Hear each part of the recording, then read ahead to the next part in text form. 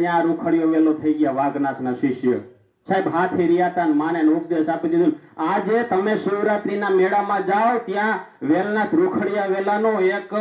કુંડ છે જેને કહેવાય વીરડો એ વીરડો છે ને એને એ વચન 700 વર્ષ પહેલા આપેલું સંજણીયા પરિવારનો કે તારો કોઈ પણ લોહીને કનેક્ટેડ હશે અહીંયા આવીને ખાલી એક કાચલી પાણી ભરશે ને સાહેબ આજે તમે જાઓ શિવરાત્રી મેળામાં કાળ ઝાડ દુષ્કાળ પડ્યો અહીંયા ખાલી પાંદડા જ હોય પત્તા પત્તા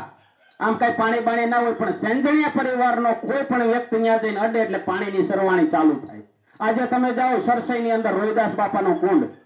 સાહેબ પૂનમના દિવસે દર વર્ષે રાતે 12 વાગે જે પાણીની જે ધારાઓ ચાલુ થઈ જાય છે પ્રમાણની વાત આ નામ ભજનની તાકાત છે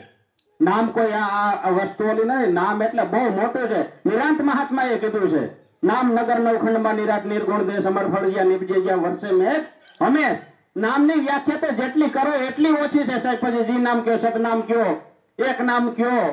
જે તમને નામ આવડે બધા સંતોના જ નામ છે ને એ અનામની વાત કરે છે ને એને જાણવી હોય તો શ્વાસે શ્વાસે જ જાણી શકાય બાકી બીજી કોઈ તાકાતથી જાણી શકાય એમ